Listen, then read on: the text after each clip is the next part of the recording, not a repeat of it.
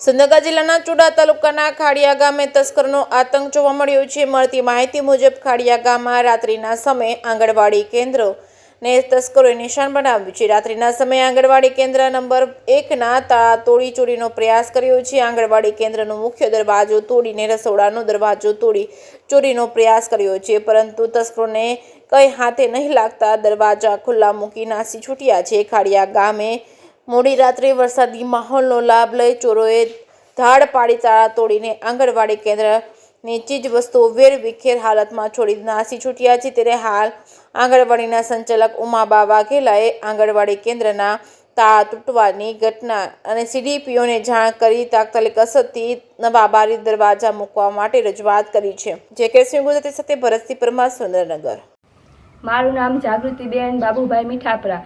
હું 9 વાગે આંગણવાડી આવી ત્યારે આ બાયણાને એવું ખુલ્લું હતું। પછી મેં રસોડામાં જોયું, બધું સામાન રમણ ભમણ પડ્યો હતો।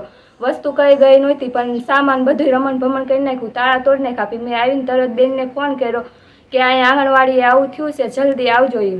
અને અમે ઉપર અધિકારીને બધાને કહી દીધું છે આવી રીતના બાયણા તૂટી ગયા છે એમ। તો હવે પછી તમારી શું માંગ છે? હવે પછી ઉપર બધાને કહેવાનું કે ફરી ક્યારે આવું ન થાય, બાયણા નવા નખાઈ દે સારા એમ। મારું નામ વાઘેલા ઉમાબા પી, ગામ ખાંડિયા, આંગણવાડી કેન્દ્ર નંબર 1। મારી આંગણવાડીમાં આંગણવાડી ખોલતા આંગણવાડીના દરવાજા ખુલ્લા હતા, તોડી નાખ્યું હતું।